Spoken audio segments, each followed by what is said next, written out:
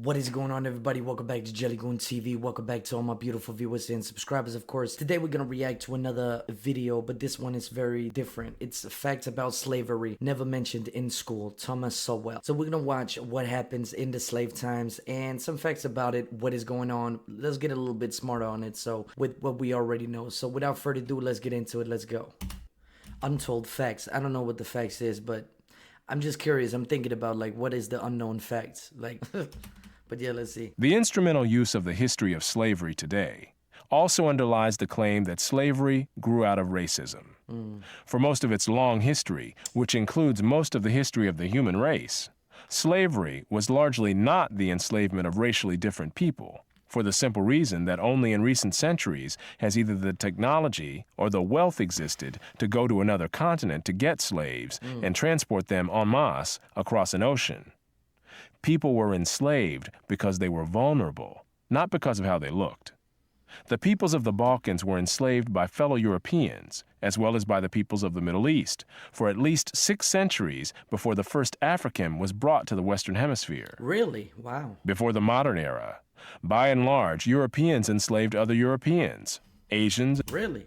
I heard about this in, like, Slav, that the word slave is coming from the word Slav, because in the time in Eastern Europe there was a lot of slave, and I think that, you know, what he mentioned, that a lot of people, they enslaved the Slavs, which is very, very bad. But I always seen slavery as a class issue, not really a race issue. There's some broke people that you feel like you're superior for, and therefore you sell their bodies, you sell their trade, whatever they have, and yeah, that's basically slavery. For me it was. I don't know if it's true though, but as you can see right here, you know, people in America, they have a hard time, you know, accepting that this whole slave thing has nothing to do with race and more like a class issue. You know what I mean? Because in Europe we had it too. I actually think in Denmark we had it too, where I live currently. I think we enslaved our own people too.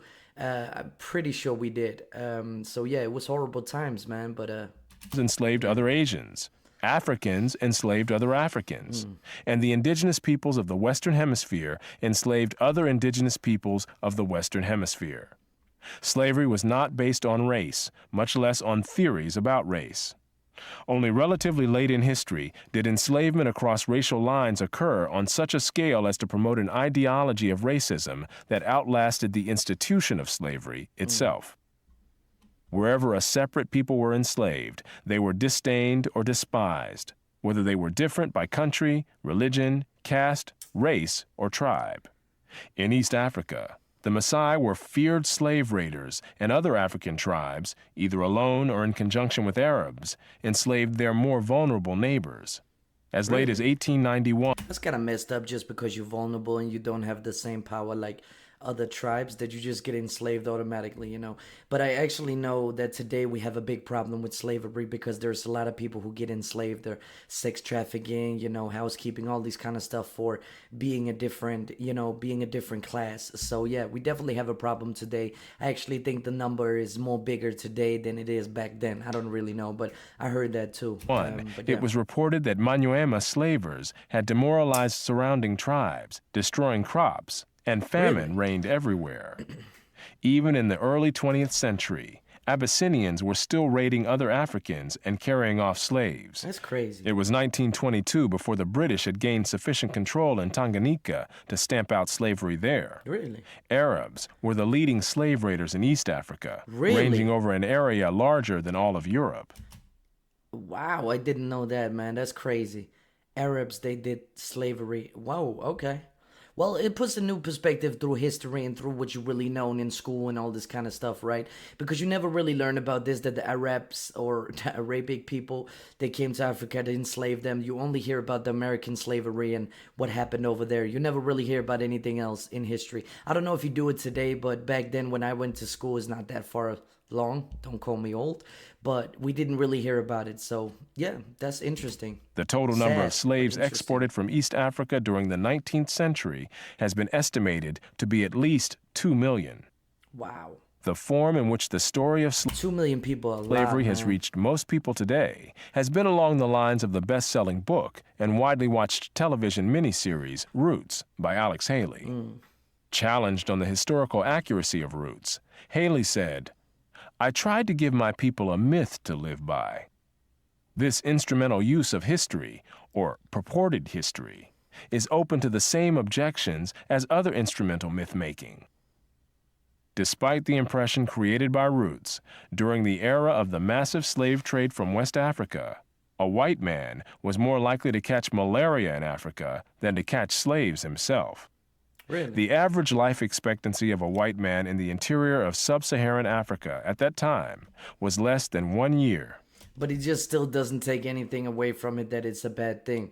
Like, this is what I hate about it. You're trying to overshadow that black people also got enslaved, but in case that everybody, no matter race, is getting enslaved. But don't take the seriousness away from it, of course, because, you know, it happened a long time ago. But also keep moving on when you talk about this, because there's people today who are getting enslaved just for being who they are. You know what I mean? So it's a bigger, you know, problem in the future than it is in the past. And I believe many people, they live in the past even though they haven't been there, but they live through their ancestors, and, you know, they're proud and all this kind of stuff. But I'm just saying there's a big problem in the future where slaves are, you know, kids, women, men, whatever we can get our hands on, or they can get their hands on, right? And I think it's so wrong, man. But there's many slaves today too, man. It's crazy.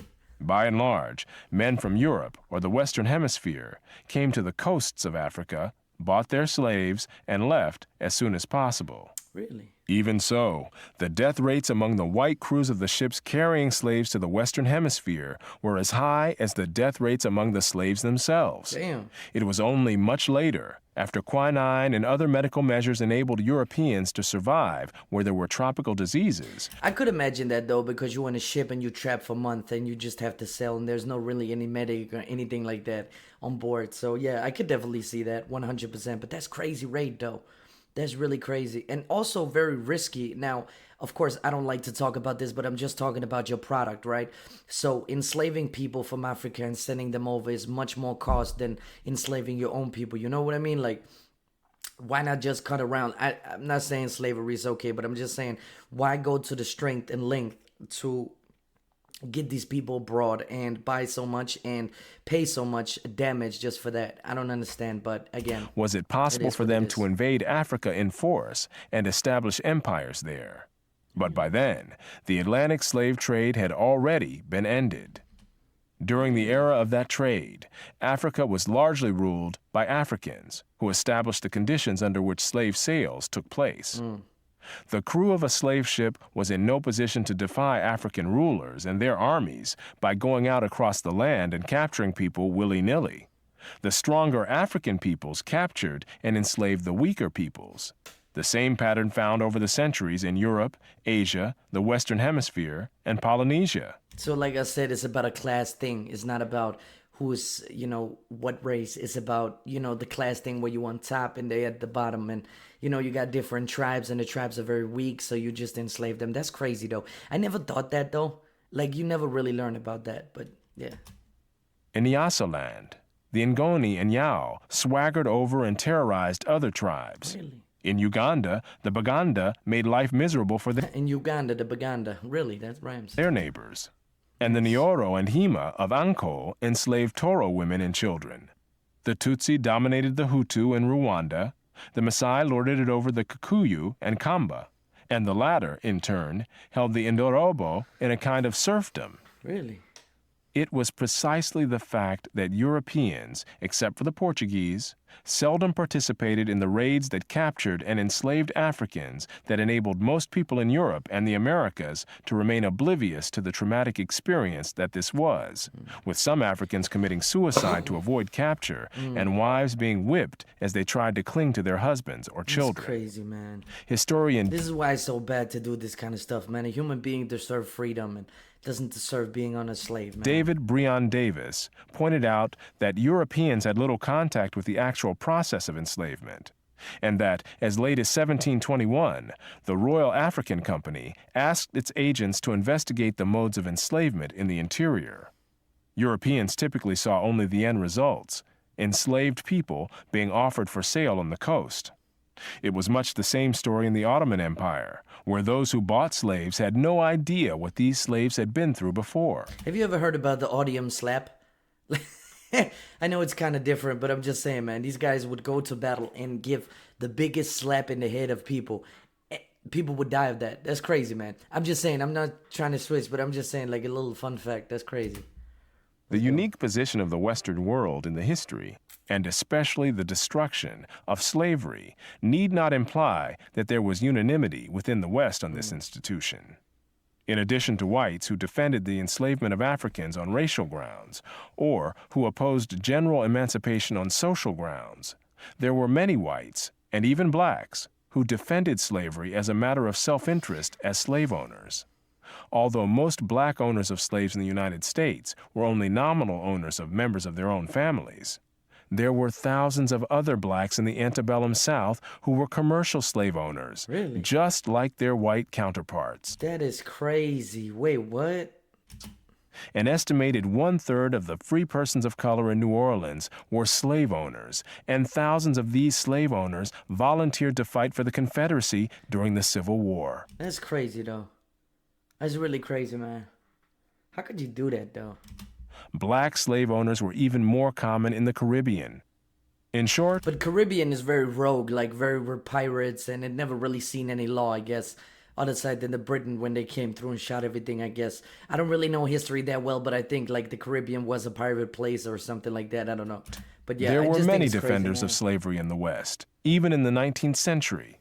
And outside the West, slavery was too widely accepted to require defense. Yeah. No other nation ended slavery in the same way as the United States did, and few ended it after so short a struggle, as history is measured. How and why did slavery end in most of the world? There were two major processes. Over the centuries, as more and more territories around the world consolidated into nation-states with their own armies and navies, raiding those territories to capture and enslave the people who lived within them became more hazardous in itself, and also risked military retaliation against the countries from which the raiders came. Thus, more and more peoples became off-limits to slave raiders over time. Put differently, the areas which remained subject to slave raiding over the centuries were primarily those where the people lived in smaller or weaker societies. Such societies continued to exist where it was difficult, for geographic or other reasons, to consolidate large areas under one government. This was true of the Balkans, the backwaters of Asia, and much of sub-Saharan Africa. By the early modern era, sub-Saharan Africa, with its numerous and severe geographic handicaps, was one of the last remaining areas from which vast numbers of people could be enslaved. But again, he doesn't. I don't understand because there's still slavery nowadays. Like there's still slavery being sold, people being sold, and all this kind of stuff that people are really living under. I talk about, of course, the modern way of slaving. It's like sex slaving and all these kind of types of slaves, and it still exists nowadays with childs getting kidnapped, women getting kidnapped, men getting kidnapped. But it's kind of not fun, but horrific to see these facts right here. Also, the blacks owned slaves in America, that there was very much some families getting rich off of that. That is really crazy to inhabit and just dive into right here. You don't learn it in school, and that is the problem, really. You don't learn these things. All you learn is that you have to take the victimhood of the black people. But again, I read on my own that Slavs were slaves and, white people were slaves too. But it doesn't really matter. Portugal, of course, they did their own thing. Let's not talk about that. But again, it's not about which fault it is. Everybody is at fault. Like, everybody did it for the money. Everybody did it for the power to enslave other tribes, to enslave other people. But it still goes on today. And we have to stop that. So, yeah, call to arms. Let's stop the slavery, sex slavering of kids, women, everything like that. And thank you so much for watching this video. I hope you really enjoyed. It was kind of fun learning about new stuff and what was going on in the past that you don't hear on the news and you don't hear nowadays, where everybody trying to be a victim, everybody is trying to up each other and trying to overreact and live in a fantasy that didn't really happen, and all this kind of stuff, right? That Egypts were black people, and they weren't really, but there's a lot of fantasies that goes around with these beautiful people, of course, and they go crazy about it. But and I'm not talking about black people, I'm talking about everybody. But yeah, anyway, guys and girls, I love you so much. Thank you for watching. I really do appreciate it a lot. Please check into another video that comes up, and thank you so much for watching. Peace.